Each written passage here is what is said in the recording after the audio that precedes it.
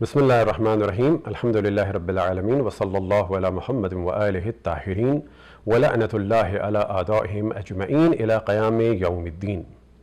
محرم کے مہینے میں عام طور پر ایک موضوع کو ڈسکس کیا جاتا ہے اور وہ ہے عاشور کا روزہ۔ اب عاشور کے روزے کے بارے میں کتب اہل سنت میں مختلف قسم کی روایات ہیں کہ جن کا ہم حوالہ آپ کے سامنے اس وجہ سے پیش نہیں کر رہے کہ وہ بہت مشہور ہیں اور ان کے لیے انڈرسٹوڈ ہیں اور وہ ان کو خود ہی بیان کرتے ہیں۔ حوالہ اس صورت میں دیں گے کہ جو حوالہ عام طور پہ لوگوں کے پاس نہ ہو۔ تو کچھ روایتیں اس عنوان سے ہیں کہ جب رسول اللہ صلی اللہ علیہ وسلم مدینے آئے تو یہودیوں کو دیکھا کہ وہ روزہ رکھے ہوئے، سوال کیا تو انہوں نے کہا کہ یہ عاشور کا روزہ ہے، جبکہ یاد رہے کہ رسول اللہ صلی اللہ علیہ وسلم بعض کتب کے مطابق 12 ربیع الاول کو یا 8 ربیع الاول کو، کہ جس میں 12 ربیع الاول زیادہ مشہور ہے، مدینے میں داخل ہوئے تھے، نہ کہ محرم میں۔ بعض روایات میں مثال کے طور پہ حضرت عائشہ سے نقل ہوا کہ یہ عاشور کا روزہ زمانے جاہلیت میں بھی رکھا جاتا تھا، عرب رکھتے تھے، اور رسول اللہ صلی اللہ علیہ وسلم بھی رکھتے تھے، لیکن جب ماہ رمضان کے روزے آ گئے، واجب ہو گئے، تو ان کو پھر چھوڑ دیا گیا۔ اسی طرح سے کتب اہل سنت میں بیان ہوا کہ عبداللہ ابن عمر یہ روزہ نہیں رکھتے تھے۔ پھر بعض روایات میں نقل ہوا کہ رسول اللہ صلی اللہ علیہ وسلم نے پوچھا یہودیوں سے کہ یہ کس چیز کا روزہ ہے، تو انہوں نے کہا کہ یہ ہم روزہ رکھتے ہیں عاشور کا، اور اس مناسبت سے رکھتے ہیں کہ قوم کو نجات ملی حضرت موسیٰ علیہ السلام کے شکرانے کے لیے اور کفارے کے طور پہ۔ تو آپ نے فرمایا کہ اگر میں زندہ رہا تو میں اگلے سال 9 کو روزہ رکھوں گا، اور پھر آپ زندہ نہیں رہے۔ تو اب اگر یہ مان لیا جائے کہ زندہ نہیں رہے تو اس کا مطلب ہے کہ آپ نے تو حکم ہی نہیں دیا، اور اگر آپ یہ مان لیا جائے کہ یہ آخر سال آپ نے دیکھا، تعجب کی بات ہے کہ ایک روایت کہہ رہی ہے کہ زمانے جاہلیت سے تھا، دوسری روایت کہہ رہی ہے کہ مدینے میں آپ رہ رہے تھے لیکن آپ آخر عمر میں دیکھ رہے ہیں کہ یہودی روزہ رکھ رہے ہیں، اور آپ نے فرمایا اگلے سال اگر میں زندہ رہتا تو روزہ رکھوں گا، اور پھر آپ نہیں رکھ سکے، اور پھر ساتھ میں آپ نے فرمایا کہ میں یہود کی اس میں مخالفت کروں گا، 9 کو رکھوں گا۔ بعض روایت میں بیان ہوا کہ 9 اور 11 کو رکھواؤں گا۔ تو پھر یہ عاشور کا اتنا شور کیوں ہے؟ اب آتے ہیں اصل موضوع کی جانب۔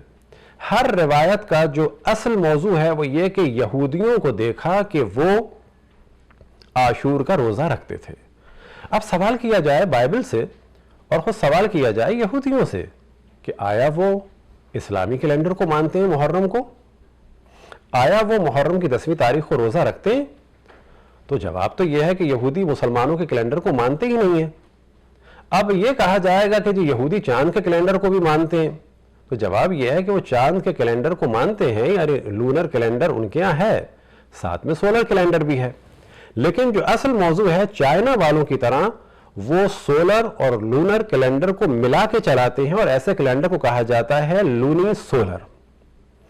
اب یہ لونی سولر کیلنڈر کیسا ہے کہ دنوں کی تعداد جو ہے وہ چاند کے حساب سے ہوتی ہے، لیکن سال کی مقدار جو ہے وہ سورج کے حساب سے ہوتی ہے۔ بس کیونکہ چاند کے مہینے میں 10 دن کم ہوتے ہیں سورج کی نسبت سے، اور پھر یہ الگ الگ تاریخوں میں آتا ہے، تو یہودی یہ کرتے ہیں کہ ہر تیسرے سال 30 دن کا ایک مہینہ بڑھا دیتے ہیں، یعنی ہر تیسرے سال 12 کی جگہ 13 مہینے کر دیتے ہیں، اور اس طرح سے چاند اور سورج کی یعنی قمری اور شمسی تاریخوں کو قریب قریب کر دیتے ہیں۔ تو ان کے ہاں تو کبھی بھی محرم نہیں ہے اور نہ کبھی عاشور ہے۔ اب اگر کوئی کہے کہ پہلے ایسا تھا تو پہلے بھی ایسا نہیں ہے، یہ ان کے ہزاروں سال سے چل رہا ہے۔ 1400 سال پہلے ایسا نہیں تھا کہ وہ محرم کی تاریخ کو مانتے تھے۔ تو اب دیکھنا یہ ہے کہ یہودی کون سی 10 تاریخ کو روزہ رکھتے ہیں؟ تو جواب یہ ہے کہ جائیں سرچ کریں، آج کل تحقیق آسان ہو چکی ہے۔ یہودیوں کا ایک اہم ترین دن ہے، اور وہ ہے یوم کیپور یا یوم کیپور۔ یہ ان کے 7ویں مہینے کی 10ویں تاریخ کو ہوتا ہے۔ ہمارے یہاں وہ افراد کہ جو یہودیوں کے بڑے چہیتے تھے، اسلام میں داخل ہوئے، ان کی ایک علامت ہے اہل بیت سے بغض، کیونکہ اہل بیت کی وجہ سے ان کے قلعے برباد ہوئے، مولا امیر المومنین کی وجہ سے انہیں نقصان ہوا، لہذا وہ آج موجود ہیں اور ان کی علامت ہے بغض اہل بیت۔ ان لوگوں نے اس یہودی کلچر کو رکھنے کے لیے یہ ڈھونگ رچایا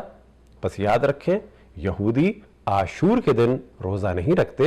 بلکہ وہ اپنے 7ویں مہینے یعنی تشری کے 10ویں تاریخ کو روزہ رکھتے ہیں، اور عربی بائبل میں کہ جس کا ترجمہ تقریباً 1000 سال پہلے کا ہے، اور کتاب لاوین میں چیپٹر نمبر 23 اور ورس نمبر 26 اور 27 میں ہے وَكَلَّمَ الرَّبُّ مُوسَىٰ قَائِلًا، کہ اللہ سبحانہ وتعالیٰ نے موسیٰ سے گفتگو کی وَأَمَّا الْعَاشِرُ مِنْ هَذَا الشَّهْرِ الصَّعْبِ وَهُوَ يَوْمُ الْكَفَّارَةِ، کہ عاشر نہ کہ عاشور، عاشر یعنی 10ویں تاریخ 7ویں مہینے کی تمہارے لیے یوم کفارہ ہے، یعنی یوم کپور، اور اس دن روزہ رکھا جاتا ہے، یاد رکھیں 24 گھنٹے کا۔ یہ دشمنان اہل بیت جو یوم عاشور کا جو جشن منا رہے ہیں اور یوم عاشور کا شور مچا رہے ہیں، انہیں چاہیے کہ اپنے آقاؤں کی طرح سے 24 گھنٹے کا روزہ رکھیں۔ اسی موضوع کو اردو کی بائبل میں کتاب احبار میں چیپٹر نمبر 23 اور وہی آیت نمبر 26 اور 27 میں خداوند نے موسیٰ سے کہا دھیان رکھو کہ 7ویں مہینے کی 10ویں تاریخ کفارے کا دن ہے۔ پھر کنگ جیمز کے ترجمے میں بھی اس چیز کو دیکھ لیں، لیویٹیکس چیپٹر نمبر 23 اور ورس نمبر 26 اور 27، And the Lord speak unto Musa also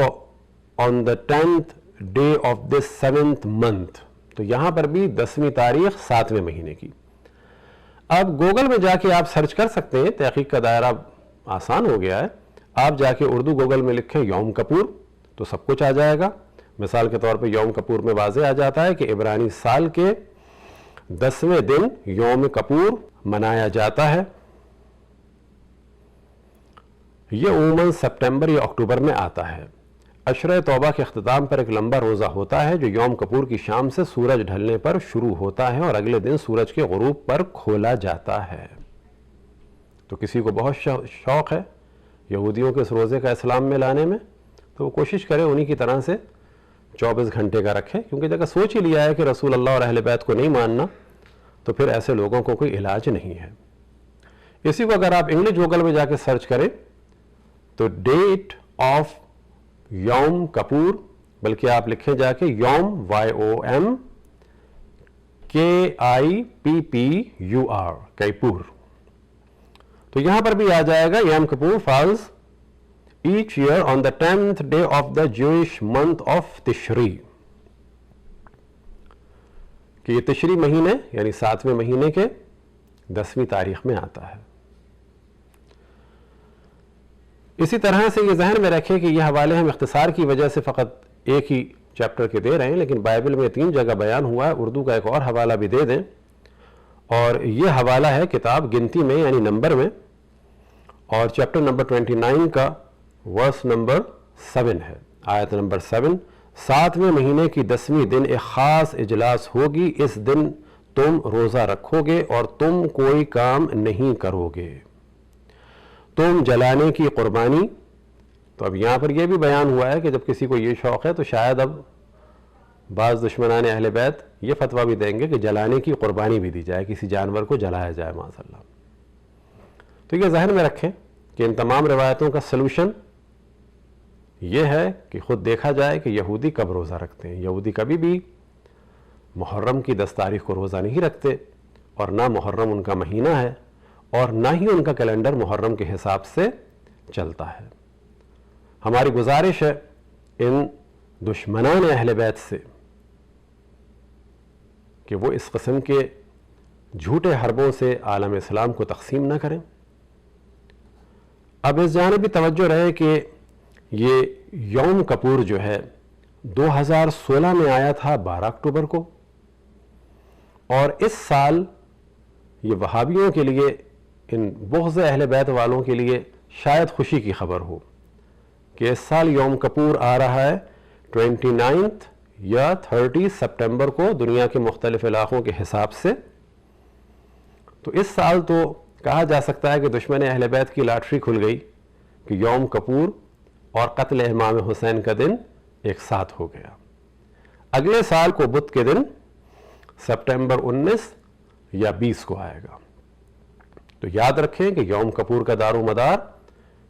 Loni solar calendar پہ ہے، جو ہمیشہ سپٹمبر یا اکتوبر میں یہ دن پڑتا ہے۔ اس کا کوئی تعلق جو ہے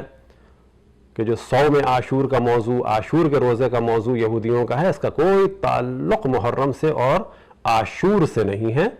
بلکہ عربی بائبل کے مطابق عاشر ہے، یعنی 10واں دن من السابع، یعنی 7ویں مہینے کا 10واں دن۔ خداوند تبارک و تعالیٰ سے دعا ہے کہ دشمنان اہل بیت علیہم السلام کے شر سے تمام مسلمانوں کو، شیعہ سنی کو محفوظ رکھے۔ خصوصاً ہماری گزارش ہے اہل سنت بھائیوں سے کہ اپنے ان بعض نام نہاد ملاؤں کی باتوں میں نہ آئیں۔ یہ ایک یہودی روزہ ہے اور اس کی تاریخ ہم نے بیان کر دی، جا کے اس کو سرچ کریں اور ان سے جا کے سوال کریں کہ یہودی کبھی بھی محرم کی 10 تاریخ کو روزہ نہیں رکھتے۔ اگر رکھنا ہے کسی کو تو ان کے کیلنڈر کو جا کے فالو کریں۔ اسلام کا، رسول کی آل کا پیچھا اور ہمارا پیچھا چھوڑیں، اپنے آقاؤں کے حکم کے مطابق آپ کو جو کرنا ہو کریں۔ وصلی اللہ علی محمد وآلہ الطاہرین۔